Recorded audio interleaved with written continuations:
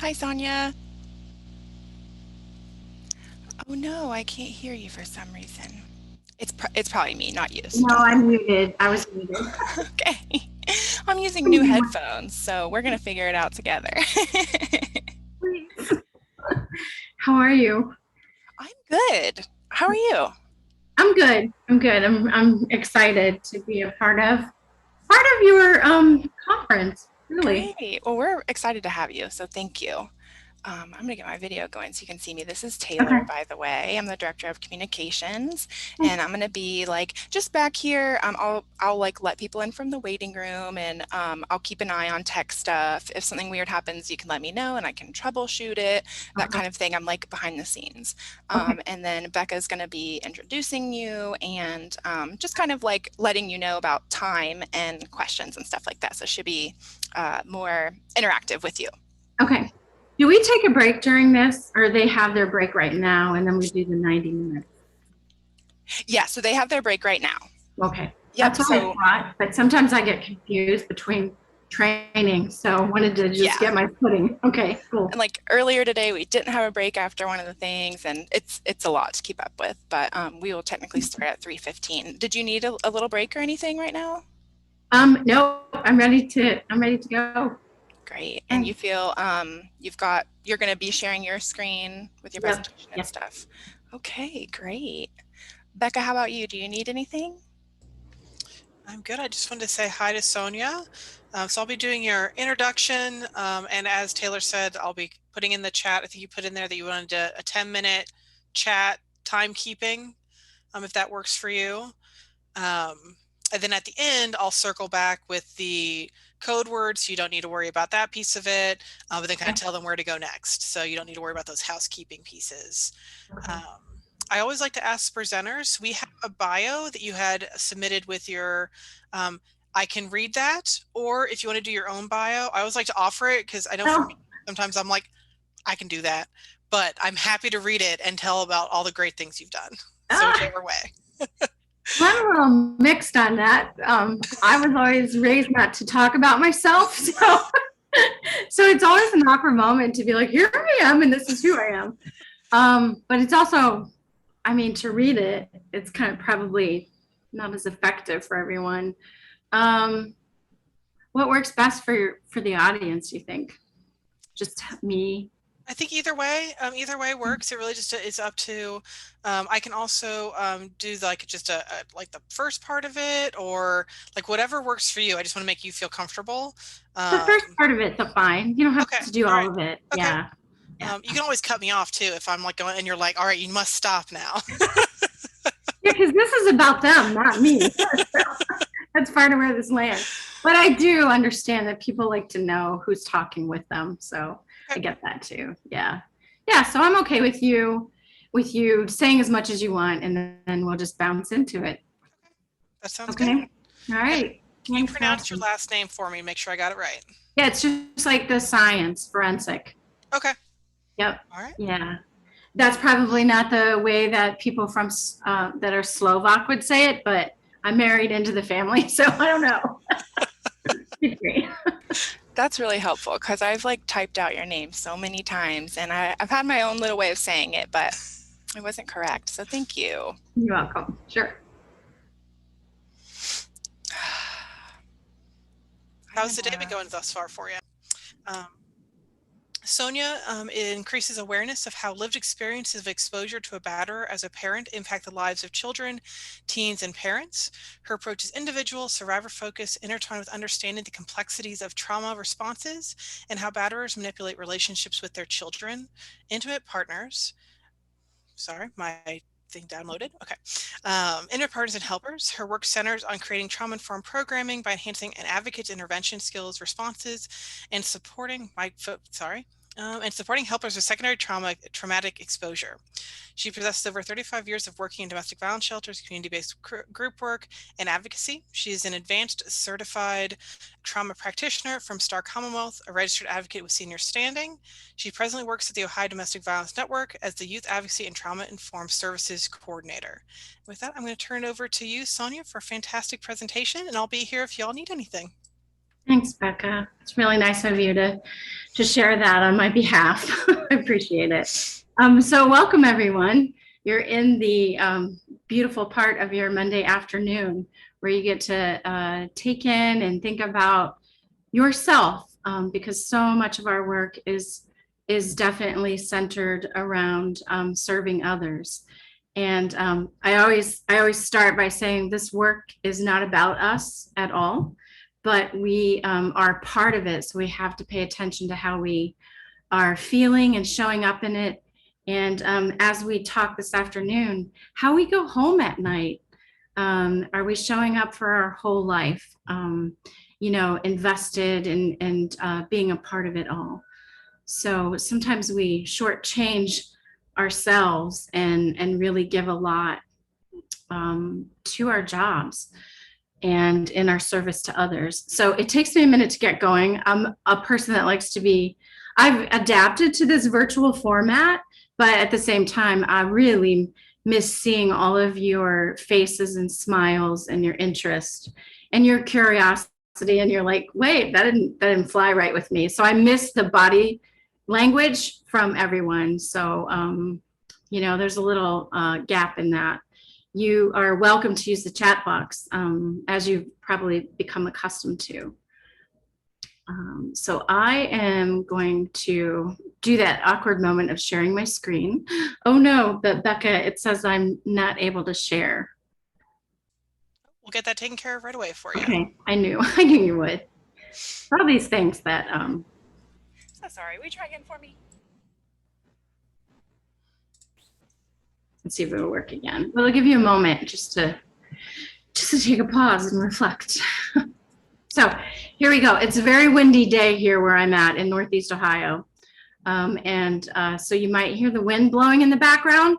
I'd like to take credit for that, but that's definitely Mother Nature. I always find trees blowing as a really soothing thing for me, but for others it might not be.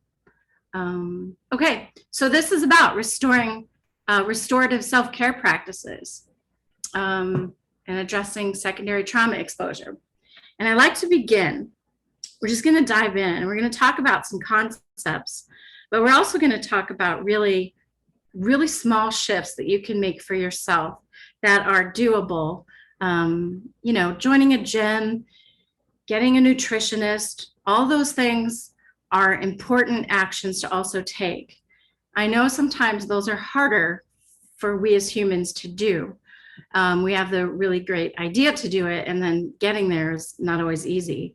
And so today and moving forward, it's really about giving you really basic, simple awarenesses and actions and listening to your inner voice in taking care of yourself. So this is going to sound really simple when you hear me talking about breath and movement and laughter and gratitude.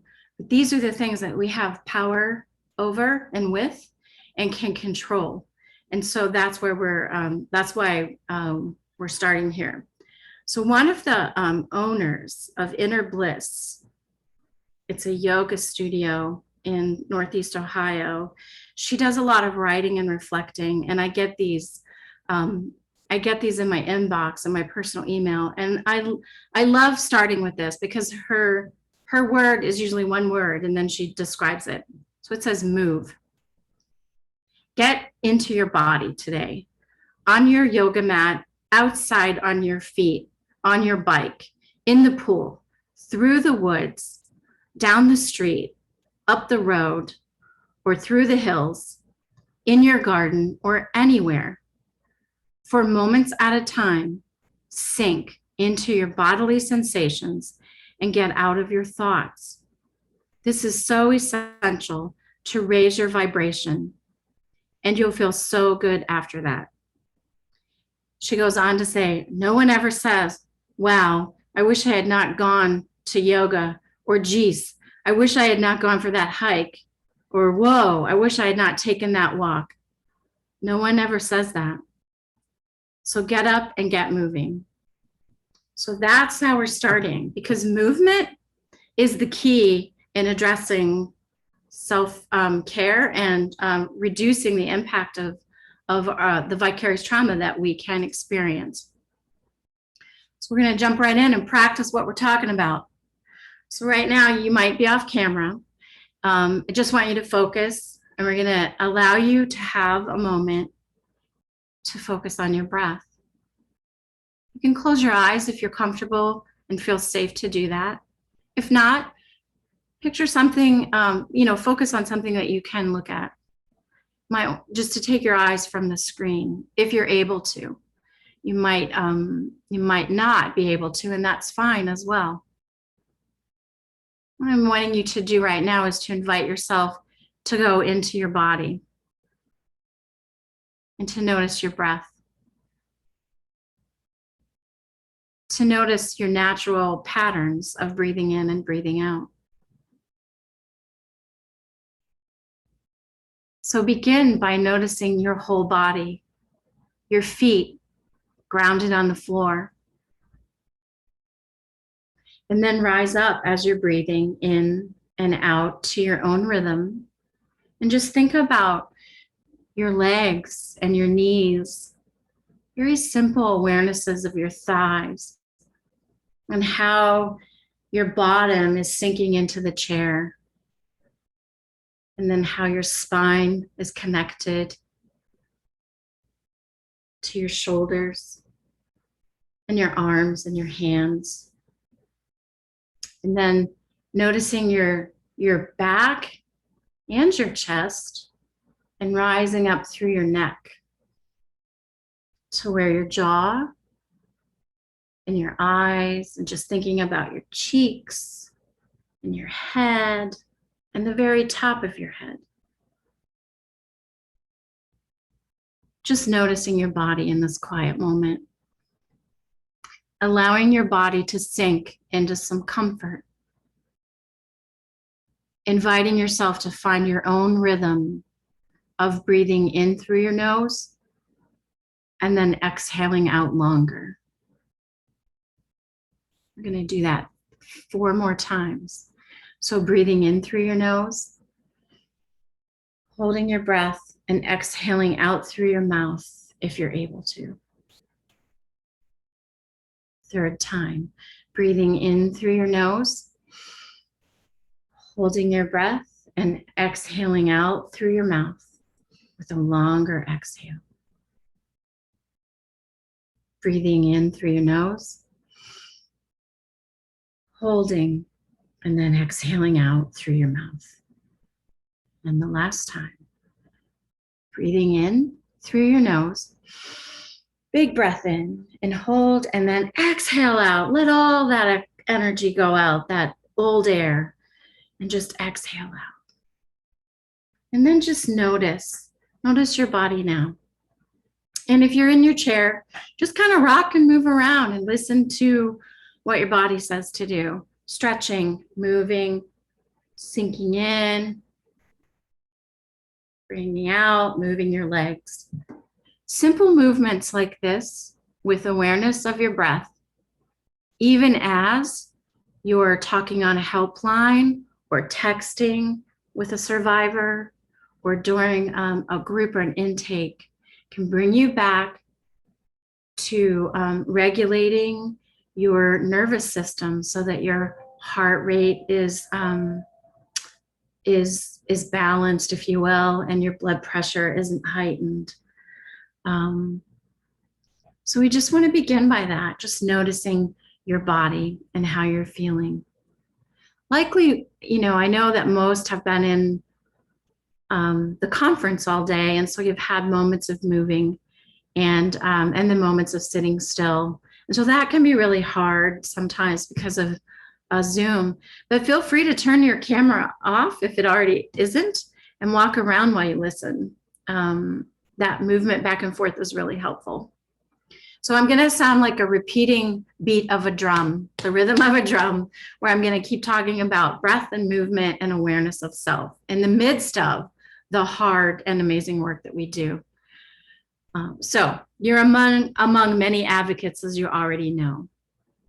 And I really appreciate being a part of the conference through Ohio Alliance to End Sexual Violence. It's really great to be here. So as you're listening for the next few days and beyond, just always recognizing that in our work, we're often in the midst of uncertainty, and invite yourself to be curious about what you notice and what you were resisting. The resistance is something to be curious about. Like if I say, oh, when you go to the store, think about buying lemons and some apples as opposed to the bag of chips. And you'd be like, no, chips are my thing. They are mine, I must admit. You know, I'm going to resist that. I'm going to notice that I'm resisting that. And then think about why. Like these moments where we can learn more about ourselves. I love the crunch of a chip. And, you know, the salt at like 3 p.m. is really helpful. So it's going to be a task for me to switch to like making lemon water and then eating the apple with some pecans as opposed to the chip.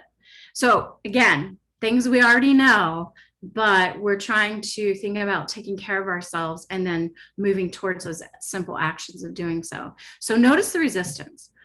And then just pause throughout this and close your eyes and think about your inner voice. And I would even invite you later tonight or through the week, but maybe tonight, to write a note to yourself, even if it's on the back of an envelope, about something that stuck with you or that you noticed that you want to think more about later.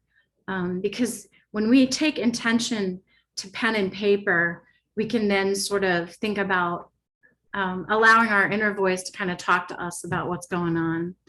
And as you leave, and always in our work, as we leave for the day or the evening or the night shift that we're in, leaving with compassion for those that we've served and those that we work with, both adult and children. And then taking care of yourself as you enter back into your family and your circle of friends.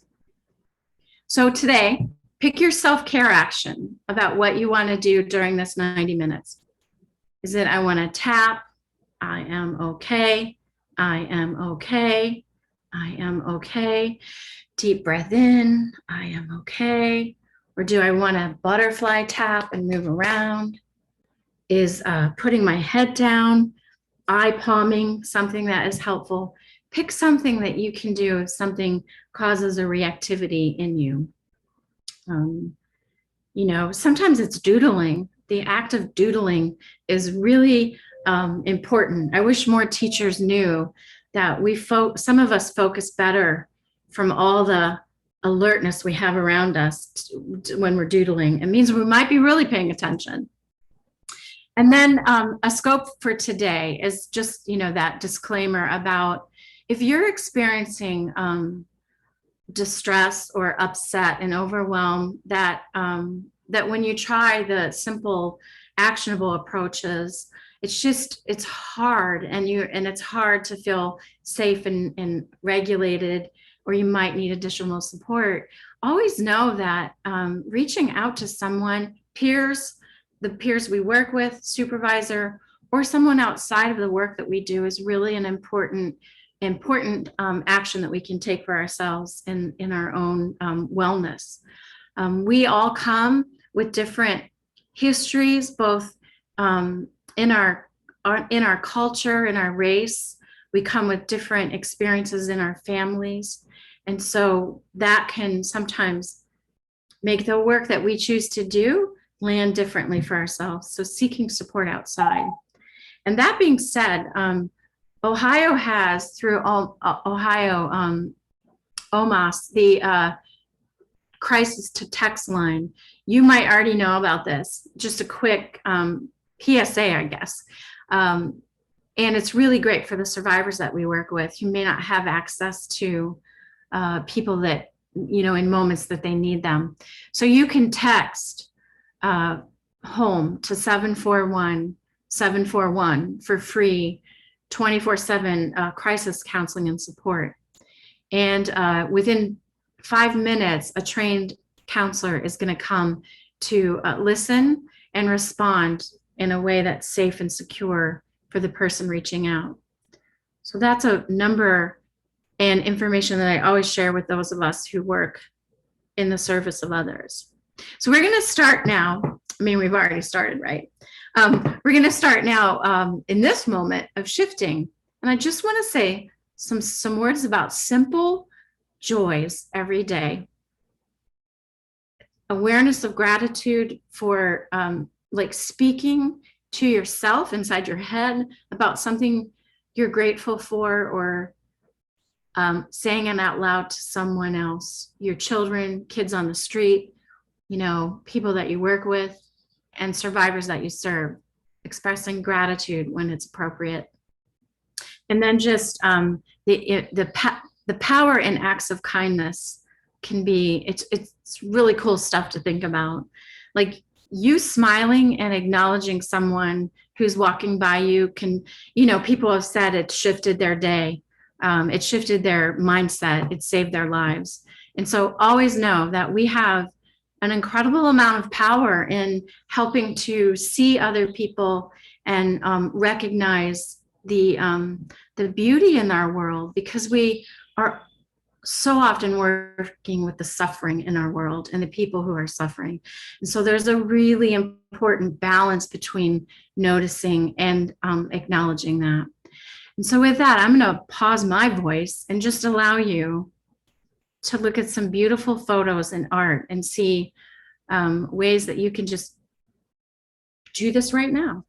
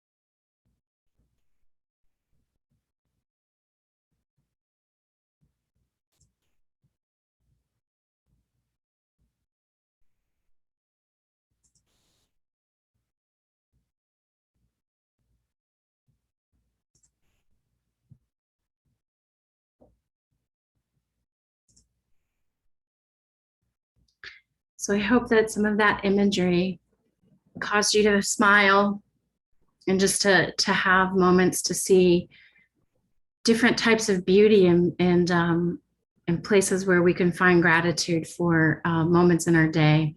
Listening to music, drinking a glass of water, seeing children playing in a pool, you know, watching their smiles and their, you know, just how invigorating they are about life.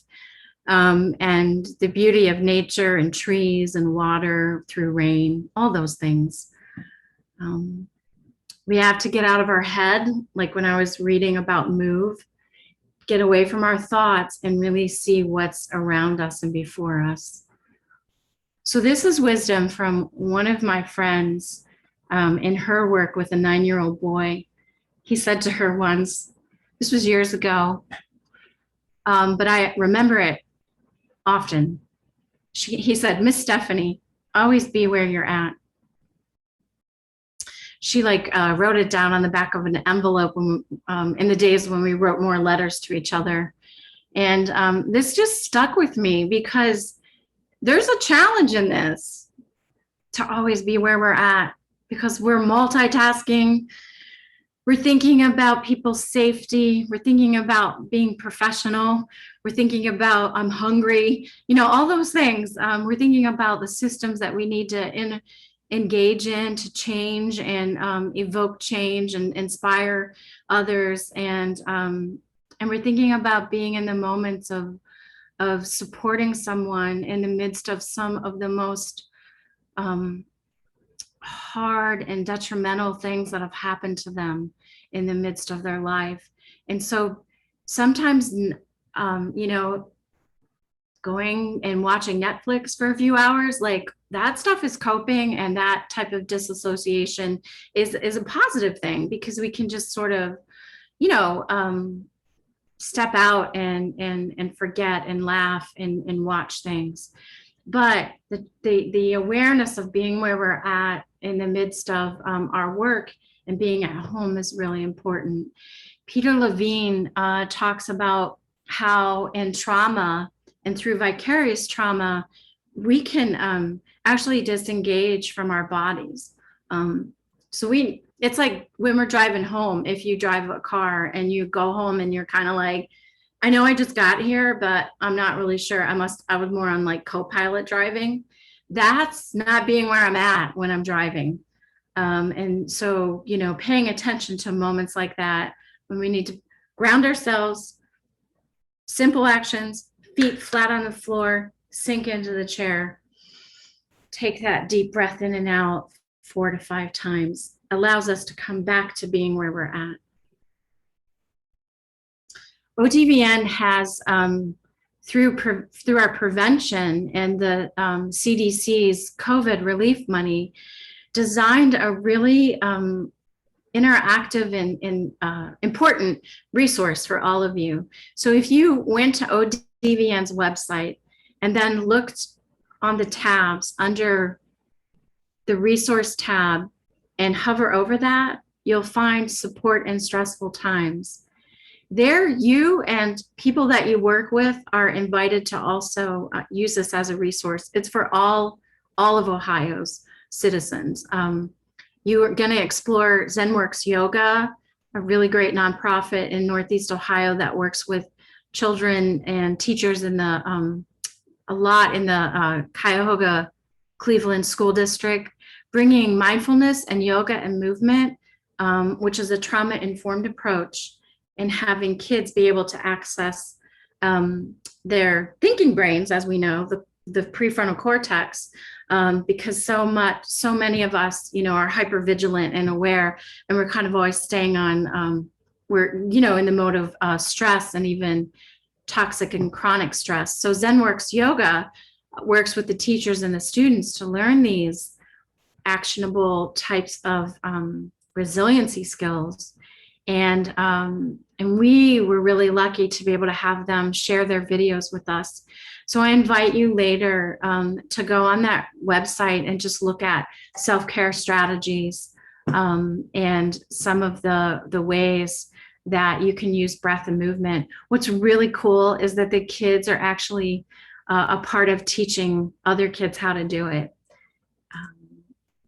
So one of the questions that I would like for you, if you have access to your chat box, is to describe what brought you here to this particular workshop or training today, so that we can hear you and have you connected to your other advocates in the state and perhaps beyond the state. And Becca is going to help us read those.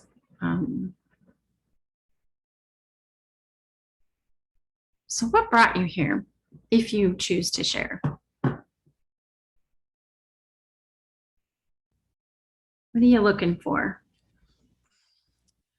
Unmute here and read a couple of them here. We've got a response, always looking for new self-care ideas. Sonia, your trainings always help me refocus. I always need a reminder to do these things in my life. Self-care, teaching workers and survivors how to take care of self. Yes. If I can't prioritize myself, then how can I educate my youth to prioritize themselves? Exclamation mark. Was hoping to learn about the vagus nerve. Yeah. Hoping I'm pronouncing that right. You are. Understanding the autonomic responses. Self-care has been hard during the pandemic. Yes. Exclamation points. Right. Very many. Yes. Also response, I chose this webinar in particular because my AmeriCorps member, Alicia, highly recommends your content, exclamation mark, smiley face. I love polyvagal care. Nice. Thank you. Thanks, Becca, for sharing Of people's course. the reasons why you're here. I tend sometimes I go off PowerPoint slides because I like talking, and so I'm going to really try to get to the vagus nerve really quickly, because I know from what you shared that that's part of what you want to learn about. One thing about the resource that I pointed you to a second ago, the vagus nerve is a part of that support in stressful times information on our website. So you can find more, watch some videos, and find, just more about that there. So this is about caring for you, addressing the vicarious trauma. So it was an aha moment for me a few years back to be like, oh, I'm responsible for my own care. It's not just my agency. And I'm saying that with a little jest. It really was an aha moment, because, I was working 12, sometimes longer shifts in shelter, staying in the afternoon till midnight, driving home, not falling asleep till 2 a.m. I've worked some with advocates who are working in the field of rape crisis, working with survivors, serving them, realizing that how their hours are so similar, and yet different to when you work on a domestic violence hotline. You're answering chat lines, you're responding to things in your home.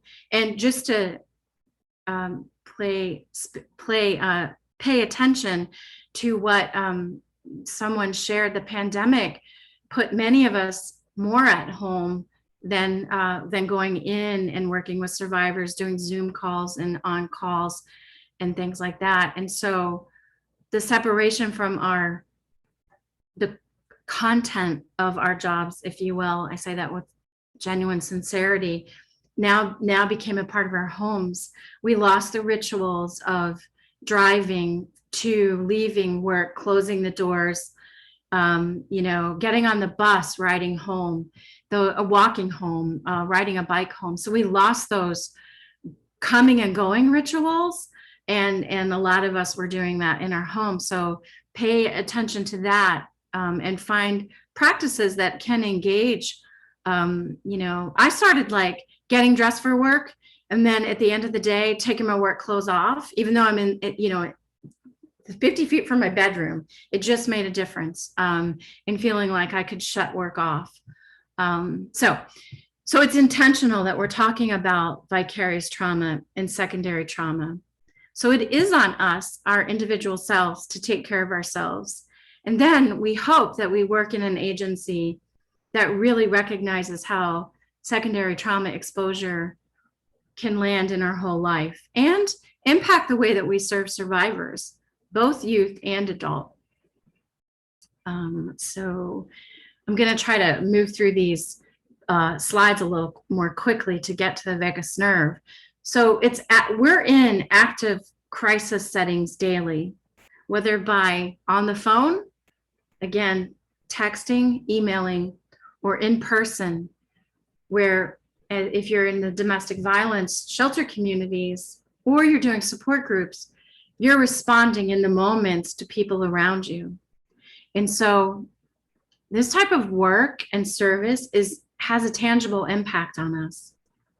And a lot of times, 20 years ago, we weren't hearing a lot of talk about this.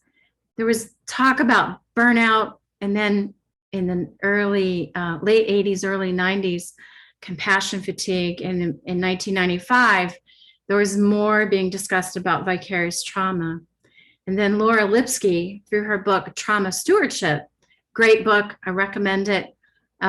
If you have it in your agency, ask to borrow it, ask for it to be purchased if you can, or if you can use your credit card points to buy it on Amazon, that's another way. Laura Lipsky also has a website, really great stuff in there about addressing secondary trauma exposure and how we can really reduce the impact of the work in our lives. So self-care matters. And it should be at the forefront of how we start our day and end our day and our jobs even. So brief concepts. Burnout, just talked about that.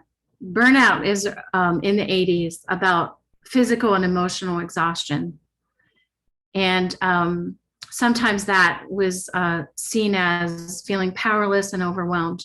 Those are things that also show up with secondary trauma exposure. Burnout, though, doesn't necessarily mean our worldview has changed. And it doesn't mean that we've lost the ability to feel compassion for others.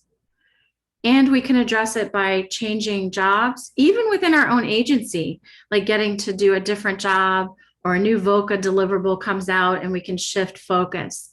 So we can address burnout in those ways. It also can be taking vacations and having boundaries around those vacations.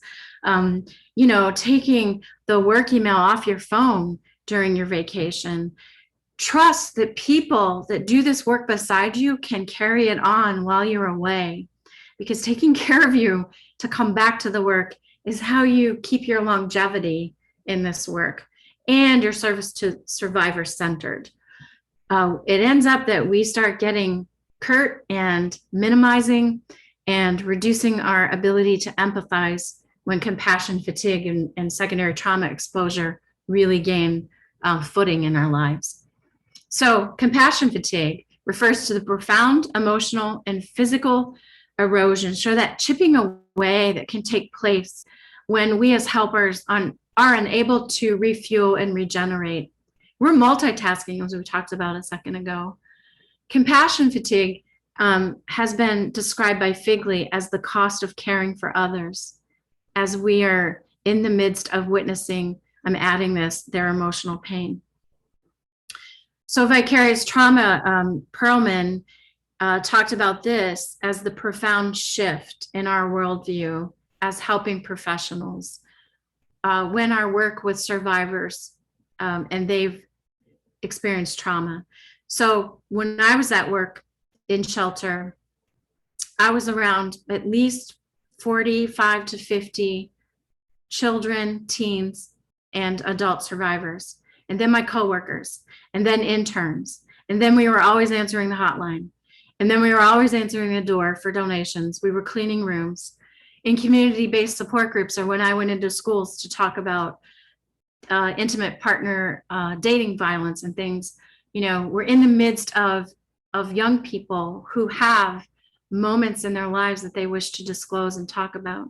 So this beautiful heart photo was actually made for me by the staff when I left the agency where I used to work. And it's all their hands on a heart.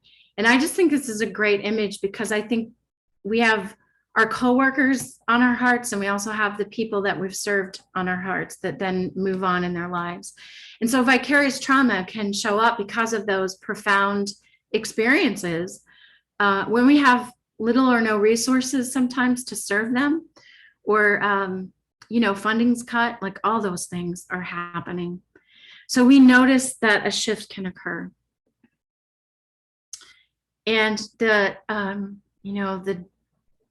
definition that when you look it up on in books and things is about our inner sense of identity and existence can shift and change, because we're using what's called controlled empathy when we're listening or in the presence of responding to the survivor's trauma, their narrative about their lived experience.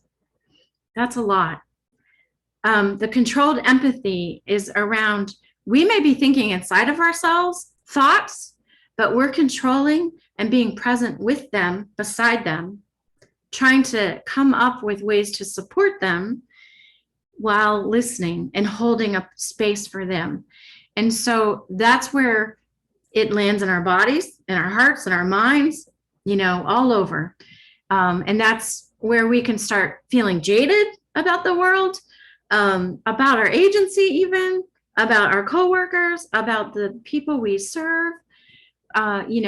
We can I stopped answering the phone when I came home because I listened to the phone ring all the time. I stopped wanting to go out. This is not about me. I'm only reflecting it so that I can show you ways that it shows up in your life. I used to love to cook and bake. I stopped all that creativity.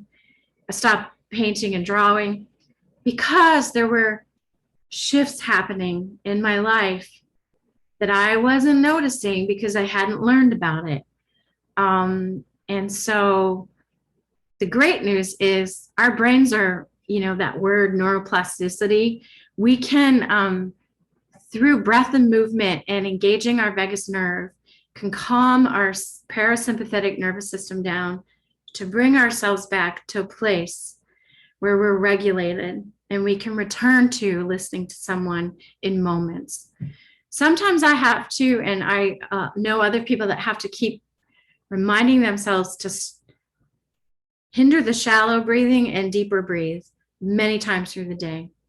It becomes a memory, just like muscle memory, and your body and your brain will start going, ooh, you feel stirred inside. You need to calm yourself down. That's kind of what I do, and I'll ignore it and resist it.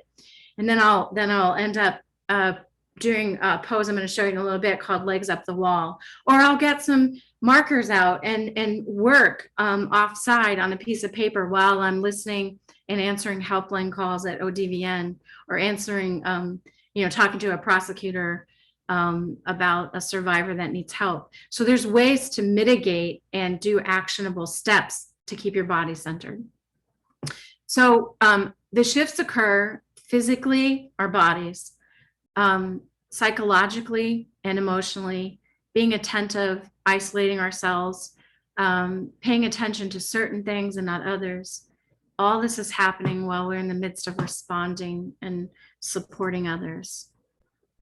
So some of the ways that shows up is you can increase your protectiveness of children, and children even in your neighborhood that you are around. It can shift your views about family, positive or negative or in between. It can shift your views about your intimate circle relationships and with others, and even the places that you work.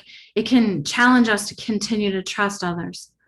I know for some advocates that I worked with in a peer facilitation manner, they stopped going to certain restaurants and bars and grills because they were working with survivors who had experienced assaults at those places. So it shifted where they felt safe to go out in their own lives after work.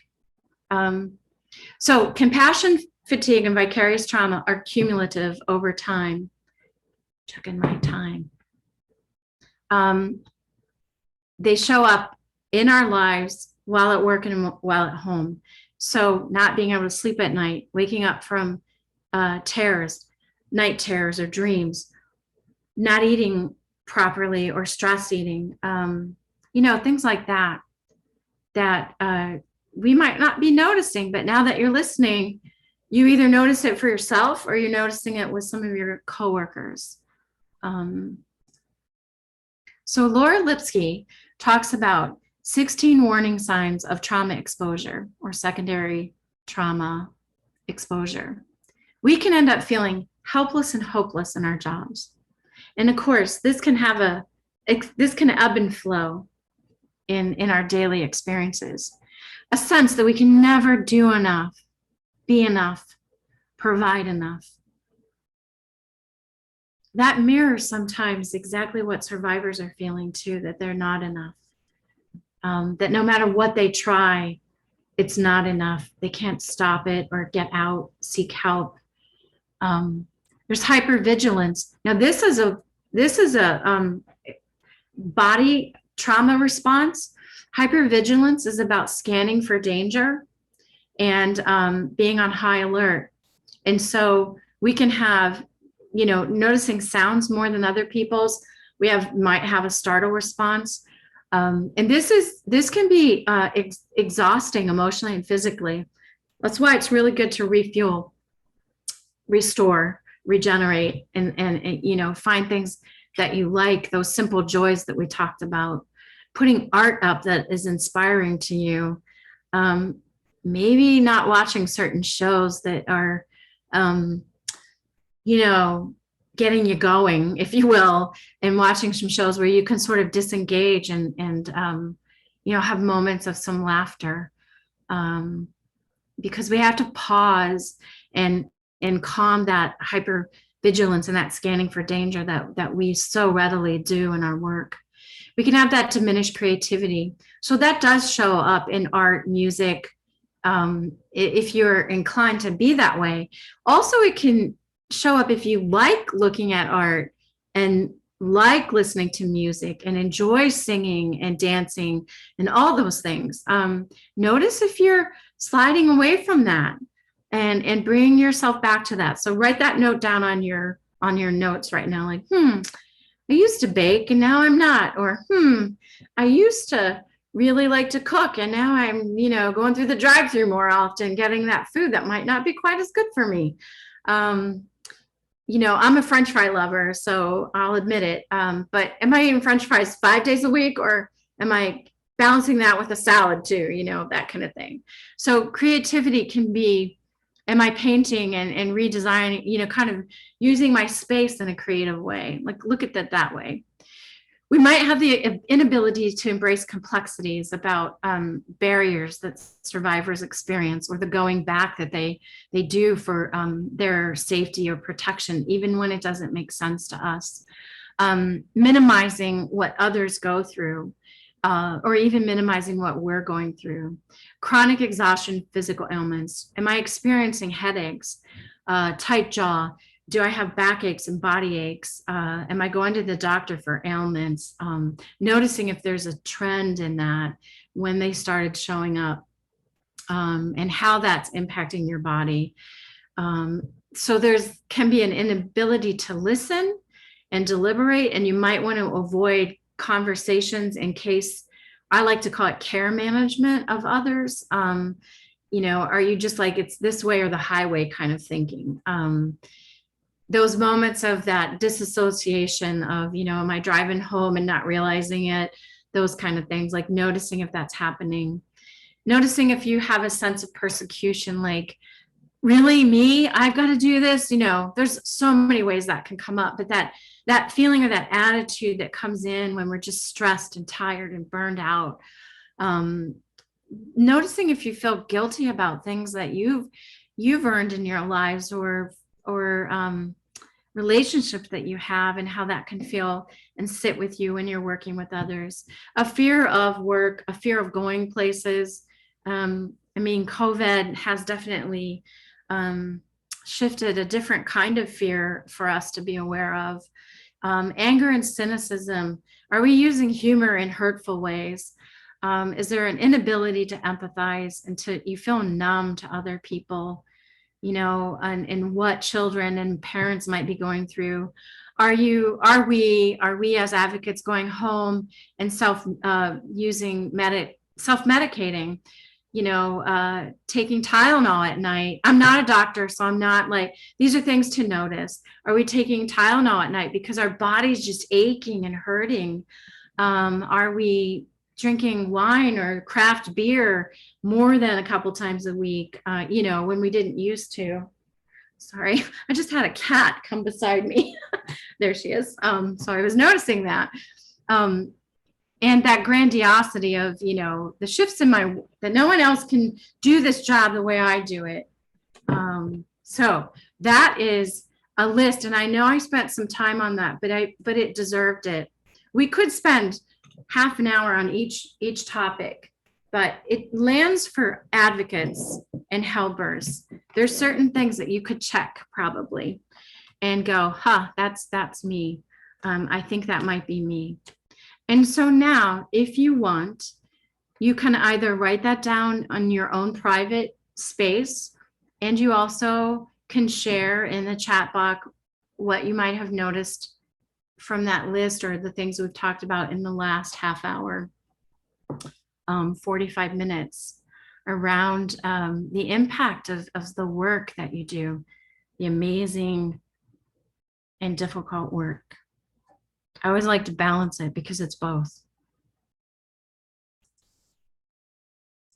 And I'm going to pause and see if Becca wants to share what others are writing in, or if others are writing. We don't have any comments just yet. Okay. So I'll wait just a second as if people are typing. Okay. Someone commented, I've noticed coworkers not sleeping well and short-tempered. Mm-hmm. Absolutely. And so one of the things we have to, think about in peer support is are we able to approach them and talk about that with them? Or is there a way our agency can have a 3-hour or a 2-hour kind of training TA support on trauma informed care? Are there ways that we can suggest that? Or do we have a relationship to say, ooh, you seem like you might be really experiencing some stuff. You want to talk about it? Ways to help your coworkers do that. Colleagues working on vacation. Yes, we're really known for that. and for those who are deciding to put boundaries around their vacations, there can be that feeling of guilt that was mentioned about, okay, am I just being like super, spoiled and I'm gonna take my vacation? Like, how do we, that's thoughts I've had before. I did want to offer, if someone wants to share but don't want to share to the whole group, I'm happy to read out without names attached if you want to send it directly to me. So I will offer that as well. If that's something you want to share out, you can just message me directly and I can share that out without any names as well. I love that you name that way. That's really important to do, because we're in a mixed group of people. We might be on with colleagues and supervisors, and it might be just personal in the way you want to share. So I appreciate that, Becca, very much. So you've probably read while we were sitting here, I always approach this work, we're in different places and spaces and parts of Ohio, but our collective work together as advocates, we do this work because of a passion to incite change in the unjust treatment of people in our communities, in our systems, but also by a partner who is abusive. And that knowing that we've heard it said repeatedly, home is where the heart is, and that we often know that home is where the heart's broken and where people can be the most afraid. So this is the gravity of the work that we do. And we come into this work with, some of us have higher risk factors in the sense of our domestic violence and sexual violence work, where if we possess a personal history of trauma, or we're in a community where there's historical traumas, being overworked, having the poor boundaries, having limited professional experience, working with a high percentage of traumatized youth. I'll show up in this moment and say that being a youth advocate, we're often serving lots of children, and there's less youth advocates than adult focused advocates, and children don't necessarily they're dependent in their status and they don't always have ways out. And so when you're working with children of child sexual abuse, human trafficking, and domestic violence, it can be harder in a sense of in those reasons. And you want to pay attention and support staff who are doing that work by partnering with them and creating space for them. And then working with survivors when there's not that many resources available. So the ways that's been researched, vicarious trauma can show up in the workplace with higher rates of people calling off, being physically ill, ending up, with high blood pressure and things that are impacting them, headaches, stomach aches, ailments, backaches, higher turnover. We see that often. So if we're addressing vicarious trauma in the interviews and in the job descriptions and in our supervision and in our in our support of the whole agency, we're building in an infrastructure that helps people that are new to the work, where it can hit us hard, or people that have been doing this work for a really long time. Like, agencies need to show up in their sensitivity and for respect of secondary trauma exposure. It also can impact with lower morale and having, you know, just not being able to, we might make more errors or not think of things, have that outside the box thinking that can lead to our service to survivors being limited, which is not what we want to do in our work. So vicarious trauma, secondary trauma exposure, can show up over time, and it can go unnoticed, kind of like eyesight. You know, you don't go to the eye doctor for a while, and then you do, and they go, oh, wow, you've had a shift in your vision. And so we want to know that we have to anticipate that this can happen and prepare and take action for it. So by the very nature of the work that we do and all that surrounds us, it affects us. It can affect us. And there's a spelling error. It can affect us psychologically, the stressors that we experience, and through the physical ailments. And here's the ways I'll allow you to kind of look at these. I've sort of weaved these through, and some are repetitive to what Laura Lipsky talks about. Intrusive images and is a trauma response and a secondary trauma response, where you can just think of someone, sight, sound, smell, touch, taste, a movie, a song, something can trigger a memory and kind of show up. That happens when you're at home at work and you think about something at work or a survivor that you've worked with. So just giving you a moment to kind of look at those. We can, in our trauma responses around secondary trauma exposure, we can want to avoid things. We can want to numb our feelings towards what's going on. Hard to sit and stay attended in a staff meeting. Those intrusive events that happen in our lives and through our dreams and not waking up and all those things I've said probably 3 times already. And it can change our arousal and our reactivity. So the idea around the word arousal is that's that heightened kind of stress response that we have. And our job is to reduce the arousal and reduce the reactivity in the physiological sensations in our body through breath, coming back to that, through movement, through pausing, and then through some, step 2s of other types of actions that we can take. And we're going to get to those. So our agencies are going to want to do this, and we can nudge our agencies to do this. It shows that staff is valued and cared for. And it shows that we care about the survivors that we're serving when we're tending to staff wellness. And I mentioned these are the ways that agencies can do that. You can always reach out to, I have to be really careful because I flip letters, OAESV and ODVN in ways to do this. I would pitch that you reach out to them because this is their conference, but you're always invited to reach out to me as well in my role at ODVN. So I love this.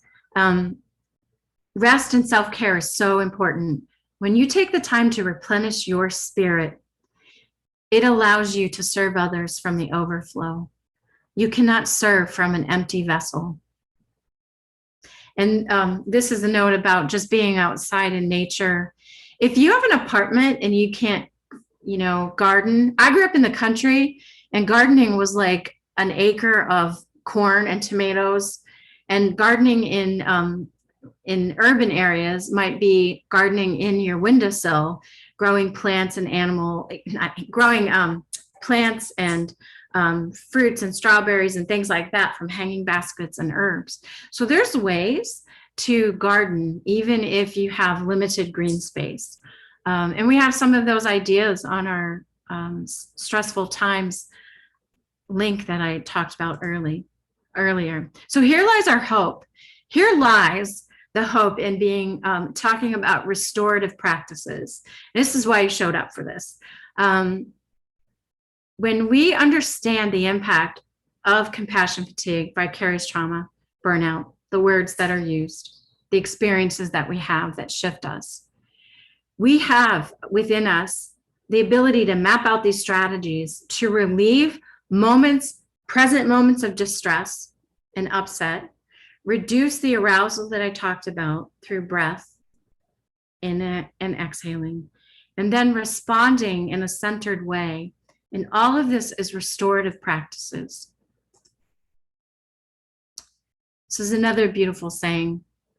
When you can't control what's happening, challenge yourself to control the way you respond to what's happening. That's where your power is.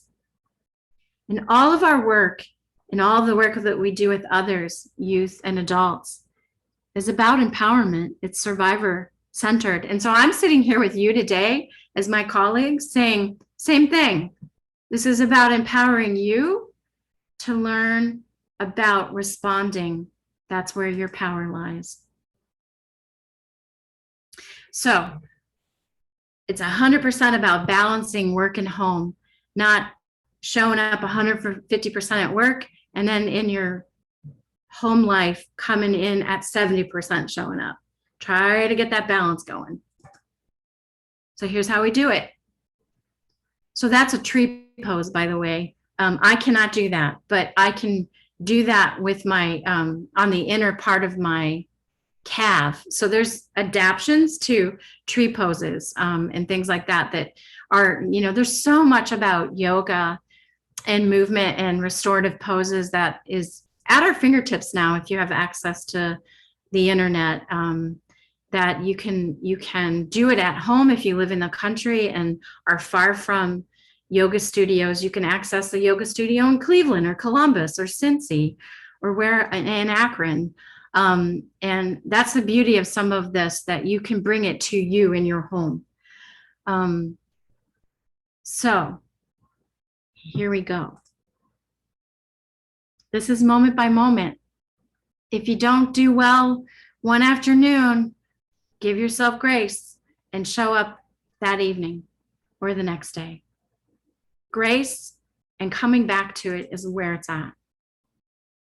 So we reduce vicarious trauma also by anticipating that it's going to happen and learning about it and doing exactly what you're doing, taking trainings and webinars and engaging others about how do I do this. So again, it's about learning physical techniques, emotional calming techniques, and then thinking critically and getting creative. So here's the vagus nerve. So the vagus nerve is actually in each of our bodies. I've been doing this work for like a long time, and only in the last 5 to 7 years did I start learning about the vagus nerve. So it's definitely, you can take 5 days of workshops. You can get books that are really thick, but here's, what do they call it? Cliff notes on the vagus nerve. I was thinking there's a term that we use to learn the brief but important messages about it. The vagus nerve is in your body, and it goes from, it's the longest nerve in your body.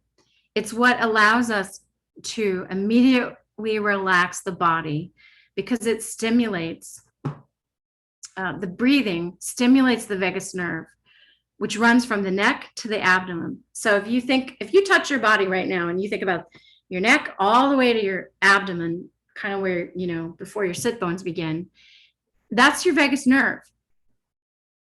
We hear often about stress hormones, right? Adrenaline, cortisol, and allowing us to react and respond. Here's the other side of the balance. We can engage the calming hormones. This is where your hope and restoring lies. It's brain, body, it's science, it's researched, and it's within our reach. So when we do practices that activate the vagus nerve, that stimulate it, It activates our relaxation response, flooding our body with the calm hormones to reduce our heart rate and blood pressure. It's right here. It's in a nutshell. I can't get more excited about it. I'm sounding nerdy about it, I know, but this is where it's at. It puts the brakes on. No, I lost my, there we go. So let's practice it right now, if you will. I'm just gonna ask you to pause and notice your, you can stand, you can sit on the floor, whatever is comfortable for you. You can lie on the floor if you brought your blanket and any kind of props that you want to use. And we're just going to engage our vagus nerve and stimulate it. I'm going to put some music on.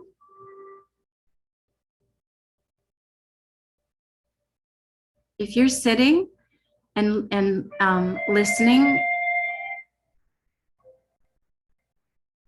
I'm inviting you right now to notice your body grounded to the floor, whether that's your feet or you're lying down. Just notice let gravity do its job, and invite your body to sink in.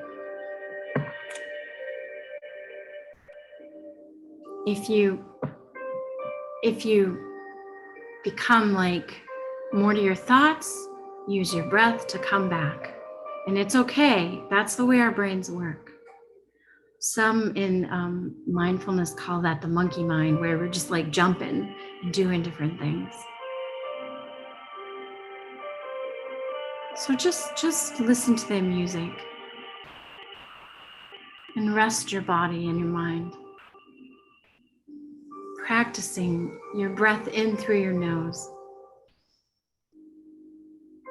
and exhaling out longer through your mouth. And again, inhaling through your nose and exhaling out, even making a sound as you sigh. And bringing back your breath in and exhaling out.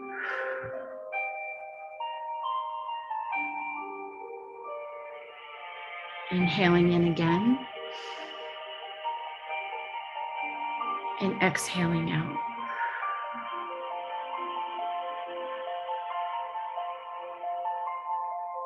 Noticing as you keep the rhythm of your breath, if you feel any tightness in your body. It can be more than one place where you can feel tension or tightness. And just invite your breath to join your body there. And then allowing the muscles to relax. And bring your breath back in and exhaling out.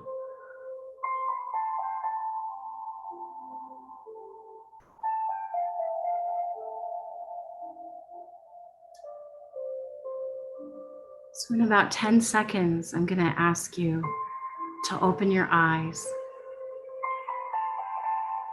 and just think about if you feel a shift from the listening and the taking in of information to the quietness your body might feel right now.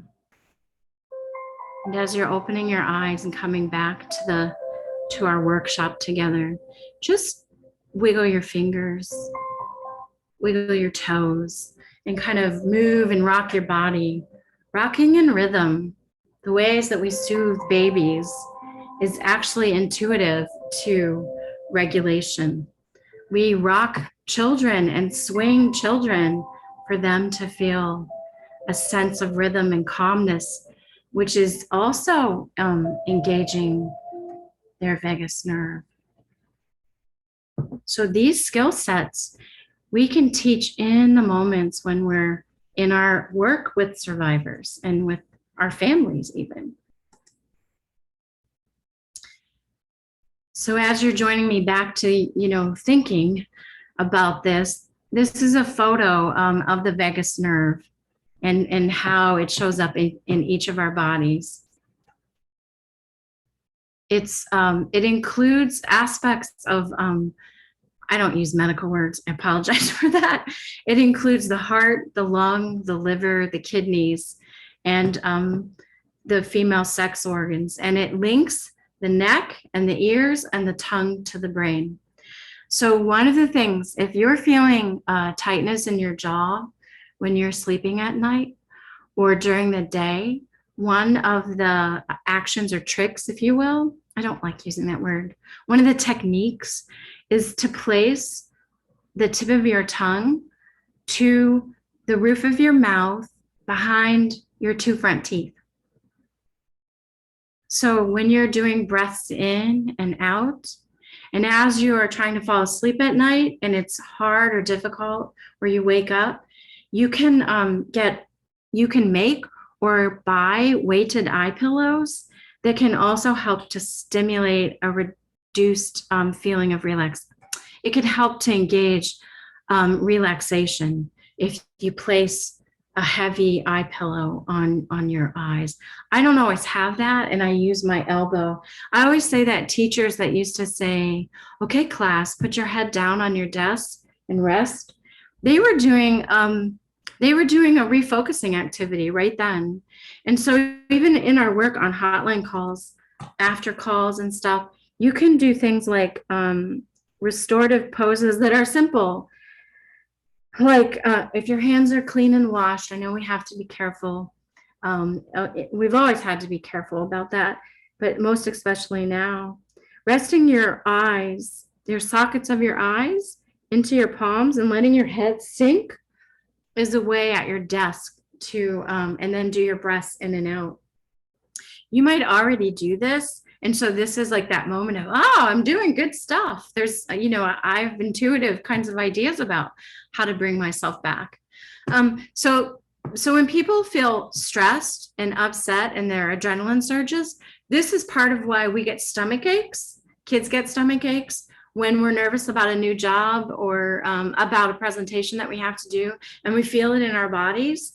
This is the link to all of that, the vagus nerve, the mind-body connection.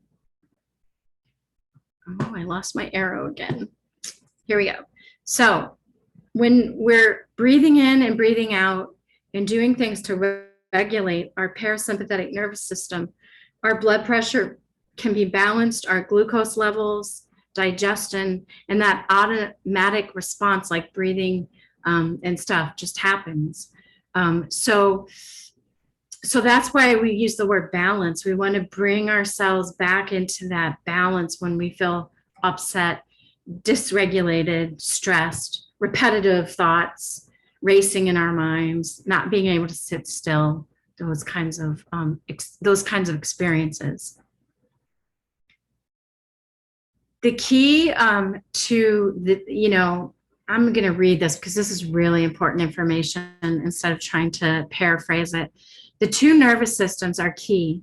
So when we think about this, it's about our physical function of our body. So what's going on inside physiologically, but also the connection to our mental well-being. So this is the restorative aspects of this training. An individual who's feeling the pressure of chronic stress, jobs might be doing that, is often locked in a flight or fight patterning, which is that stress that we feel. That's our doing brain more often. It's controlled by the sympathetic nervous system. So the other part of our nervous system is the parasympathetic nervous system. So that can act in opposition, enabling the more pleasant rest and digest patterns. So that's when we use the breath and the movement through engaging the vagus nerve to calm the parasympathetic nervous system, causes that regulation. Again, this can only last for moments in a day or time, and you might have to bring yourself back. Just because we practice this once in the morning doesn't mean by 11 a.m. I'm not like, again. And so bring yourself back to feeling the sense of calm through that breath work. Use your phone. Set reminders on your phone every hour if you need to, that pops up and says, breathe in and breathe out 4 or 5 times in a row. You can do that without anybody listening, anybody noticing. The vagus nerve, one person coined it the queen of the parasympathetic nervous system, which I love. It's about putting the brakes on and allowing us to know we can be empowered to do that.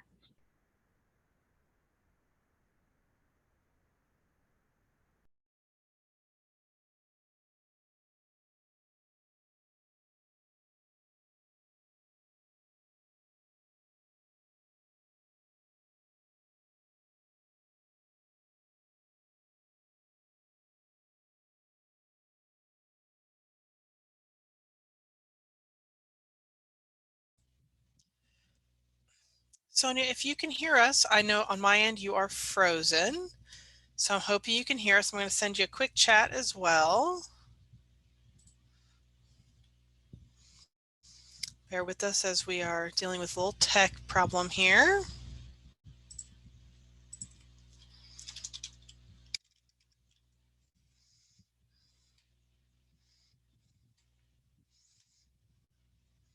Now I'm wishing I had some of her music that she just had on.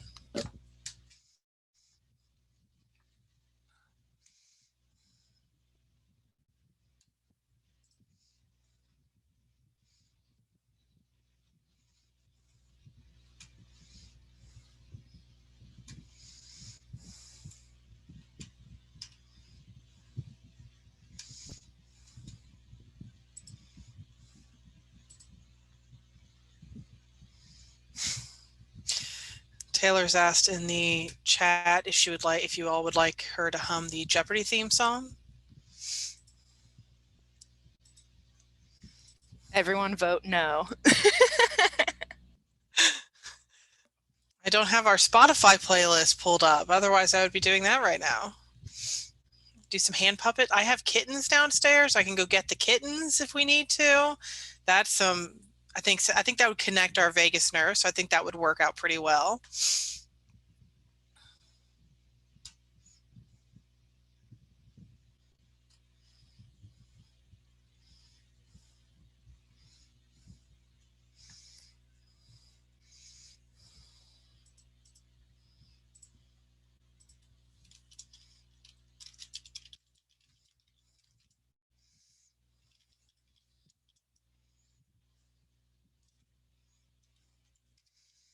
I'm suddenly remembering that she talked about that there are winds there, and I'm really hoping she has not lost power from the winds. I know we've had a couple of rainstorms here throughout the day.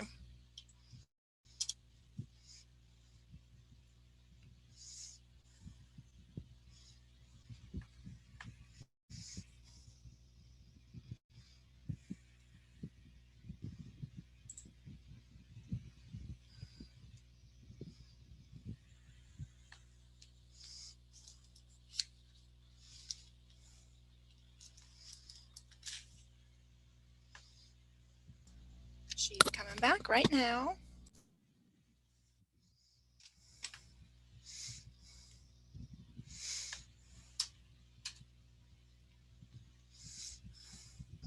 I am so sorry. My internet went out. Can you hear me? We can. I was like hotspotting my phone and doing all this stuff, trying to find a way back to the phone. Oh my goodness. You just had an impromptu, just self-care breathing break. So I think that worked out okay. You all did good. Not me. Let me find my video. There we go. Oh my goodness. I'm so sorry. Our internet has been going in and out, sometimes for hours. So I'm not sure if I'm via my hotspot right now. But let me go right back to it. Yeah, wow. I was always worried this was going to happen. Yes, I am. Someone said, I'm sure, said you're in flight system. I am. I kind of need to like run around. Let me see if I can do the simple task. Oh, so I need my sharing of the screen allowed again because I lost that capacity. If Tyler or Becca can do that. Yep, we'll take care of that for you. Okay, thanks.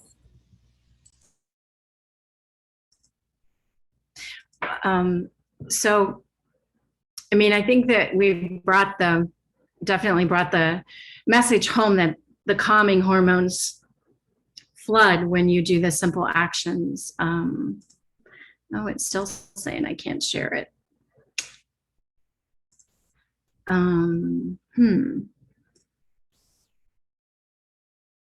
This is when technology is, oh no. Yep. Try You once should be able more to for now. me. Yeah. Thanks. So I'm going to zoom through some of these since we lost a few minutes. And I've already likely talked about them. But,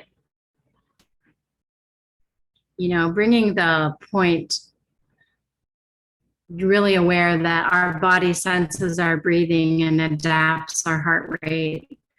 And, you know, that's just really cool information to me.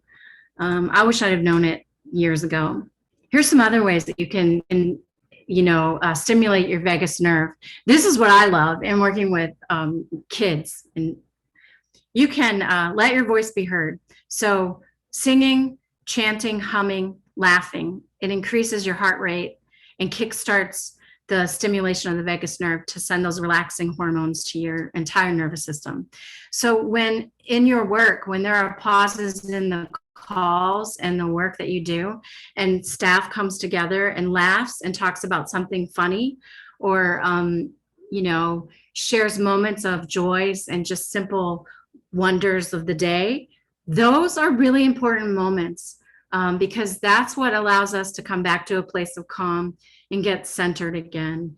And sometimes, you know, we can get rushed through those moments, and people might think, if you're laughing, you're not working. But we need those moments, because on a dime, we have to turn and respond either through a hotline call or in presence of someone to help them through working with survivors again. So even on your way home, you know, that saying of singing and dancing and, you know, like no one's watching, do it even if people are watching and you're comfortable with it. Humming, a great way to calm your nervous system to a place of calm. You know, having a saying, a mantra over and over. Oh, I didn't put this up on this is where I'm not like on point. So, you know, allow those moments. Gargling, splashing our face with cold water. We intuitively do that kind of stuff. We see that when we watch movies all the time. People do it to sort of get a sense of like calm and how do I refocus again. So even if you're comfortable taking a shower and allowing your body to have cooler water, can allow you to come out and you know, feel more invigorated and engaged. I know that's probably like you never imagined to hear that, but this is stuff that can really work. And so let's see, it all has connections to your breath and your movement. Yep, I am experiencing a little bit from that break we had, so I'm going to sound a little off key here right now. So any type of exercise, mild exercise, yes, yoga, Pilates, Tai Chi, though when people are engaged in that. But I also know people that drum in a drumming circle or do it by themselves. Exercises that can engage your whole body to reduce the impact of you know, the experiences of using that controlled empathy. There's physical benefits to that. We're gonna you know, as you're listening to this moment, let's see, I'm gonna just talk about this activity, and we're not going to actually do it, which I do apologize for, but you can do this later. Get a paper plate or draw a circle on your paper if you have art paper or something, and write down everything that you feel that you're responsible for. You know, like just go for it. A lot of times that's at work and that's at home. All the things that you feel are on your plate. That's a metaphor that we use often in our lives. And as you're doing that, the next thing when you do this activity later is take a marker or a crayon and and divide it into what you have control over and what you don't have control over. Like circle that. And then you're going to get a visual of, if the blue is what I have control over and the yellow is what I don't have control over, that's an actionable step in being aware and noticing when I start getting lit up and fired about certain things I have no control over. I can bring myself back down and use coaching in my own head and go, okay, that's an area that I can't control. I've identified it. I know that it bothers me. I feel feelings about it, but I can know that I also can let it go. Just, even if letting go means I write about it and I let it out of my body that way, there's ways to really limit the amount that we feel the weight that we have on our shoulders. There's a strategy in that can bring us back to feeling more inspired. So you could be doing that right now as we're sitting and talking with each other. This is a great book that was written by Gabby Garcia. It's called Listening to My Body. I recommend it it's a children's book, but it's a really great lens for adults to have too, because it's not the textbook thick one. And it really talks about the humbleness about listening to what our body says to us, and then how can we regulate our emotions. ODVN, in my work, I had the joy of creating a youth workbook last summer through our VOCA funding, and you can find that on our website. It's all about helping kids to match their brain and body and feelings as a connection together. And so you can get some of these strategies in that workbook as well. If you want copies, you can reach out to me in my email and I can send them. One of the keys in this is noticing where you feel the positive feelings in your body, and then the tense or the negative or just the distressed feelings. You can do an outline of a body and then draw where you feel it. This is work that I've done with survivors of trauma. Also, I've done this in person with advocates. And notice, I'll share, I had migraines on the right side and tight jaws. And I know for people that know me, they've heard this before, but it was a real moment in my life when I realized I listened to survivors and answered the phone with my right ear. And so it did not become surprising that that's the side of my body that hurt and where I had the migraines land. And so when I started being able to do care around that, I also stopped drinking pop and started drinking, or soda, and started drinking much more water and things like that. The amount I hardly ever have a headache, which I'm really happy to say. And I know that can happen for other people if they're switching and watching the triggers around, when did the headaches happen? When do I feel the backaches? Is a certain chair I sit in the office? Is it that I'm not getting up between phone calls and groups and intakes? So tonight, just invite yourself to go outside. The Japanese in their culture have this amazing practice called forest bathing. And there's science research around going outside among trees and in the woods. If you're in a city, a green space, a tree that's near you, or even, picturing, looking at the art or the movement of trees that's online, it can shift the cellular, it can shift the cells in our body. We take in more oxygen, it awakes us, invigorates us. I'm going to save that one for the end. So I'm going to buzz through a couple of these because of the knowing that there's just a few minutes left. This is a work sheet that we have in our trauma-informed approaches manual, where we shifted vicarious trauma to the beginning of the manual. So you can check that out. This will be in your PowerPoint that you receive. It's kind of a way as an advocate to think about what you want to plug into your life with your intentions of taking care of yourself. So I'm gonna go to a couple of ideas. The walking and the journaling, some of you are already doing that, seeking support groups. There are practices of guided imagery. I'm going to show you a slide for that in a second. This pose, if you have limited mobility or need to talk to a doctor, please do so. I always do a disclaimer around this.